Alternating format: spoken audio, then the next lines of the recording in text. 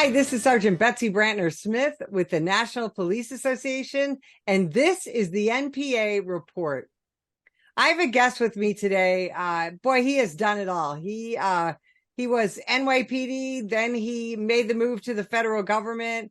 He's a trainer, he's an author, he's a speaker, and he's got a really interesting story to tell. And so I thought that you needed to meet him.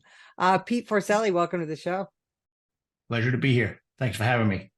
Hey, so first and foremost, tell us about your police career, because it's pretty extraordinary. Yeah, it was a good run. I started back in 1987 in January. I took the test actually in 10th grade to become a New York City police officer. But at age 20, January 1987, I got sworn in to the New York City Housing Authority Police Department. Back in those days, there were three departments: the Housing Authority Police, the Transit Authority Police, and the NYPD. So they all came off the same test. So in my heart, I wanted to be an NYPD cop. I was a little disappointed when I got the housing job, but it turned out to be a blessing. I mean, what a small department. Everybody knew each other. It was like a family. So started walking a beat back in those days. When I graduated the academy, you had to earn a place in a car, in a sector car. So did about 5 years on patrol. Then I went to plainclothes in what they call the anti-crime units, still in the housing police. And then I got into the detective bureau in 1994, January, shortly after my daughter was born. And then Rudy Giuliani came in and merged three departments together. So I wound up being a detective in the NYPD, in a couple different precincts in the Bronx, and then eventually in the Bronx Homicide Task Force, which was an interesting place to work because back in those days, the Bronx, which is only one county, averaged around 600 murders a year. So you really learned how to work cases. But it was during those days that I also was working on federal task forces and started to work a bit with ATF on a program called Operation Trigger Lock, which was something where we would go after repeat felons that got caught with guns and arrest them federally and proffer them, like long interviews, just gather as much intelligence and information as we could. And then those spilled into RICO cases and continuing criminal enterprise cases. So that's where I kind of fell in love with the ability to work cases federally, because the sentences were much longer. The Bronx was just a revolving door of justice. Rikers Island just bred better criminals. So having the opportunity to take folks off the street and put them in federal prison was effective, and I liked it. So I jumped ship and went to ATF, started my career in ATF in New York, and then, bounced around the country, promoted. I was a group supervisor in Phoenix. Not a pleasant time, because I wound up having to testify in front of Congress on a scandal. Then was in headquarters as a head of training for a while. Went down to Miami as the head of the Miami office. Was the supervisor that oversaw the Parkland shooting, the Pulse nightclub shooting, the Fort Lauderdale airport shooting, a couple of hurricanes, and then ended my career back up in headquarters as the head of training for all of ATF. It was a fun run. Yeah, it sounds like an extraordinary career, and you were involved in so many high-profile cases, and one of them is the infamous Fast and Furious case. Yes, correct. I was not involved in the case, but I was in Phoenix and a witness to a lot of the things that unfolded that led to Operation Fast and Furious happening. So can you explain exactly what that was? A lot of people hear about that. It's very near and dear to those of us that are here in Southern Arizona. But explain to everybody else what that was. Yeah, Operation Fast and Furious was an investigation that was started in late 2009, 2010. A group was formed that was tasked with investigating Mexico-bound firearms trafficking cases. Prior to that, and from 2007 to 2010, my group handled those sorts of investigations. The weird thing about Fast and Furious was that guns were allowed to ride off into the sunset, for lack of a better term, with the agency knowing that those guns were heading into Mexico to arm the cartels. But what most folks don't know is that in the years prior to that, we were seizing tons of guns. I mean, one year we seized over 2,000 firearms that were not going into the hands of legitimate gun owners, but they were going to be trafficked to the cartels. And the problem that we had was we couldn't get the United States Attorney's Office to prosecute 90% of those cases. So, I argued that contributed and does not justify why Fast and Furious happened, but that contributed to it. Now, the ironic thing is the same prosecutor who declined most of these cases, often because in his mind, once the gun went to Mexico, the body of the crime was in Mexico, which is um, a ruling that was not upheld by any other U.S. attorney's office in the country. But for years, when we would make those cases, if the gun went to Mexico, we could not, because we were looking at these historic business records and whatnot often. So, but anyway, 90% of those cases were declined. Well, all of a sudden, the strategy became to let the guns go to Mexico. So it made no sense. But those decisions in the previous 3 years let a lot of firearms traffickers off the hook. And, I just had a problem with that philosophically because those guns could potentially be pointed at some cop or some kid. It was unconscionable. So, I mean, luckily we were able to take some of those cases to the county prosecutor's office in the various counties of Arizona, we even had to build a relationship with the state attorney general's office, which didn't prosecute gun crimes. But when they heard what was going on, they were so appalled that they started to do it. But ironically, the U.S. attorney's office, whose job it was to enforce the federal firearms laws, turned a blind eye to it. Can you explain to folks the difference between a county prosecutor, a state attorney general, and then the federal prosecutor? Because aren't we all supposed to be on the same team? You would think. And look, in New York, where I had done hundreds of gun cases, they were, but obviously county prosecutors can prosecute violations of state laws. So can the state prosecutors. But they can't prosecute violations of federal law unless they're deputized by the U.S. Attorney's Office. That's rare, and we didn't have anybody with that distinction in Arizona. So, but the bigger issue is that in many parts of the country, the federal sentencing guidelines are more stiff. So when you have someone who's involved in a gun-related crime, and again, these aren't good people possessing guns; these are criminals trafficking firearms or using firearms in the furtherance of violent crimes. They would do a lot more time in federal prison. And the other thing is they're taken out of the community because, I mean, look, folks in law enforcement know this. Some people go into prison and get turned into better criminals because they build a network of other criminals. They have contacts, just like any of the businesses, like networking. So like New York City, for example, criminals came and went out of Rikers Island, and they just came out often more violent than when they went in. So when you took these people and sent them to another state to sit in a federal prison, then that disrupts that cycle, So, but it was very disheartening coming from New York, seeing the U.S. Attorney's Office was very aggressive in going after violent criminals, to going out to Arizona and just seeing how lackadaisical that office was, for years. And again, so many criminals got a pass because of that office's policies. Did you have a theory back then on why this was happening? Why the U.S. attorney seemed to be uninterested in Phoenix? I've had over a decade to think about it, and the only conclusion I come to was it was a culture in that office of laziness, of recalcitrance, and it was sad because federal prosecutors get paid a lot more than the Maricopa County attorneys, and occasionally you would see folks come over from the Maricopa County Attorney's Office and get sworn in as assistant United States attorneys.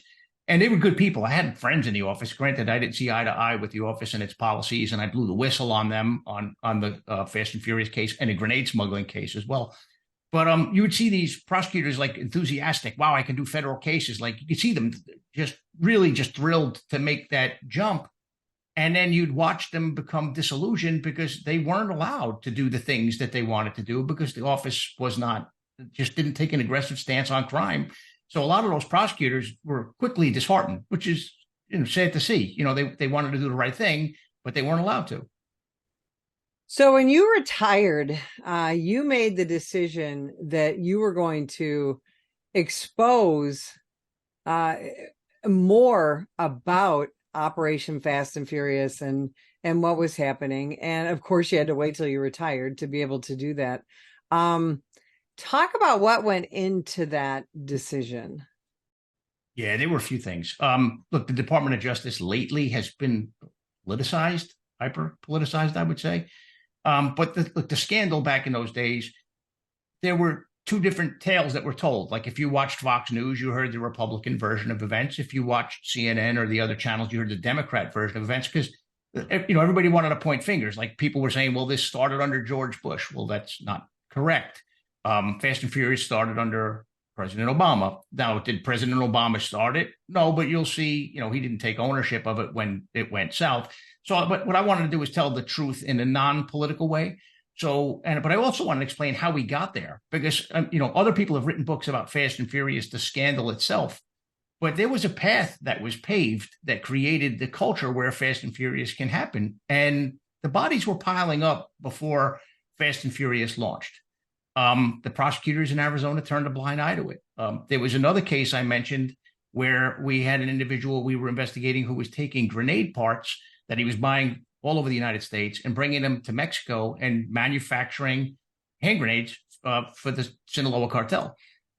So he was caught at one point crossing the border with 114 disassembled grenades in his tire, confesses to the fact that, yeah, I make grenades for the cartel, made about 800 of them, that he was taking the AR-15 and AK-47 civilian rifles, which are, semi-automatic rifles. They're not true assault weapons. Well, he was taking them in Mexico and converting them to machine guns, to assault rifles. We were ordered to let him go.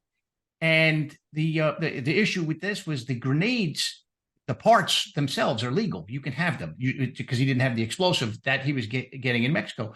So, in this instance, where many times we could take some of the gun violations to the county or to the state, in this instance, the only charge that he could have been charged with was violating the Arms Export Control Act at the time.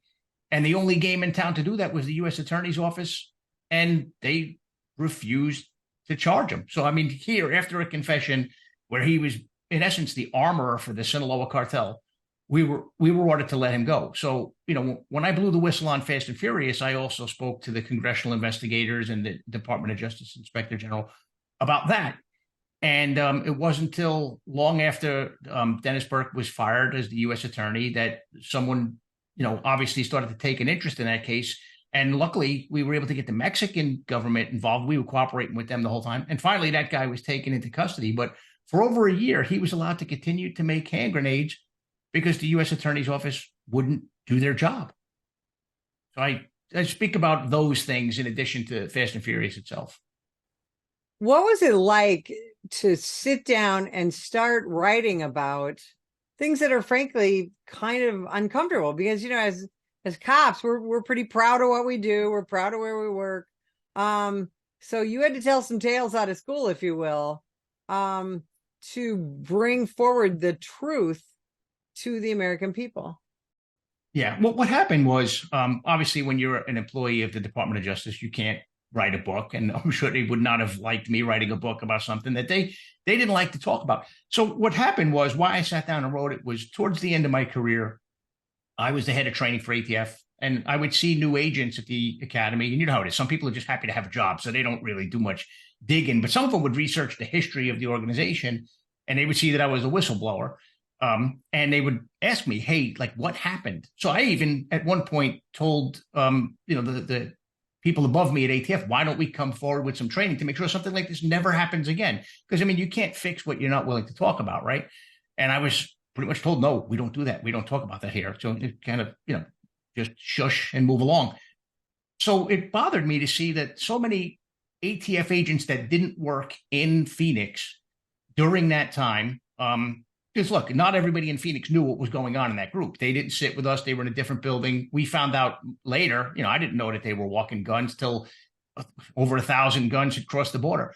But I wanted our agents to know what really happened there. It's sad to see folks that want to be ATF agents. They want to come out and do a good job and have an impact on violent crime, who weren't aware of what happened. And when you read the book, you'll see what happened was an abandonment of basic police tactics and principles.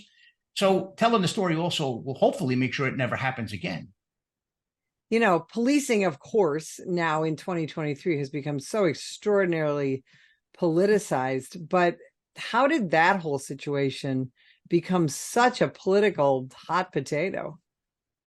I think, well, obviously the first whistleblower in the case was John Dodson. He went forward, and there was even talk, which is one of the reasons I came forward, that they were thinking of indicting John Dodson. And I was like, wait, all these firearms traffickers got to pass, and you're thinking of indicting a federal agent that blew the whistle on this program. I mean, to me, that was absolutely distasteful, appalling. I mean, I don't even know, what are the words to describe it. But the scandal really took off because Brian Terry, a hero, a Border Patrol agent, was killed with a gun that was trafficked by the same individuals who were involved in Operation Fast and Furious. And, look, they definitely needed to have some accountability. One of the straw purchasers in Fast and Furious, because again, I mentioned how the U.S. Attorney's Office kicked the can and they didn't want to. One straw purchaser in that case bought well over 600 firearms before they decided he was worth indicting. And like I said, he wasn't buying firearms for people who were going hunting to shoot javelina. He was buying firearms that they knew were being smuggled to murderers, to the cartels who were having gun battles with other cartels. They were having gun battles with Mexican police, with Mexican military components.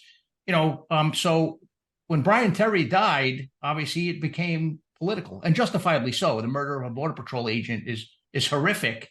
But the carelessness that led to it on the part of the ATF folks, because look, even though the U.S. Attorney's Office would not prosecute those cases, when my group was doing those cases, we would do the interdictions and we would take those cases to the state or to the county. The idea of letting those guns ride off into the sunset, knowing who they were heading to, is unconscionable.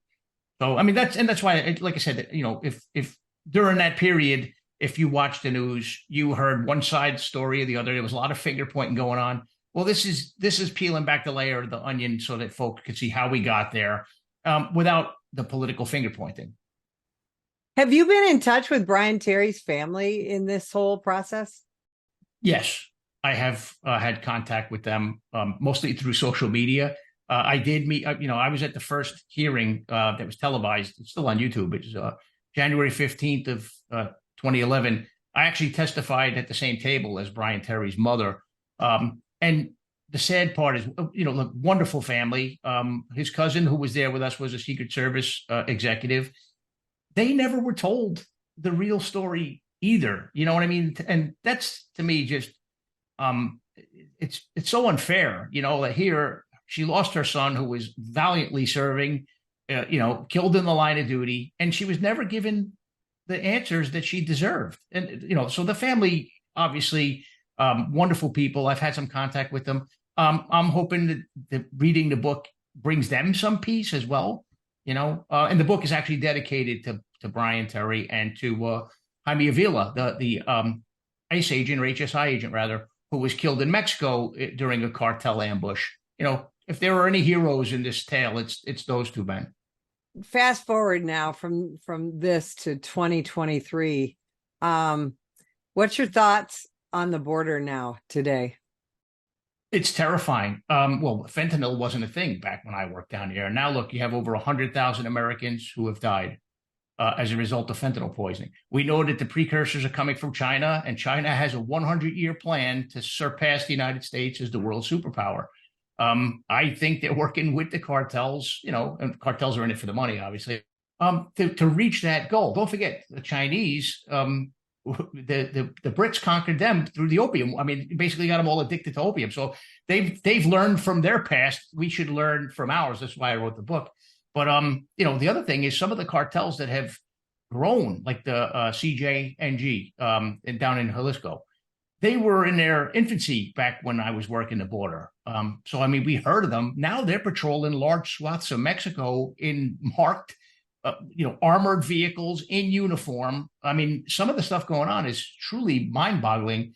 And the fact that we have such a porous border, and then you have this stuff going on in the Middle East and Middle Eastern men crossing, it really makes you wonder what our leaders are thinking, why they don't secure the border and enforce the nation's immigration laws. For our safety. I mean, I'm a survivor of the attacks on September 11th.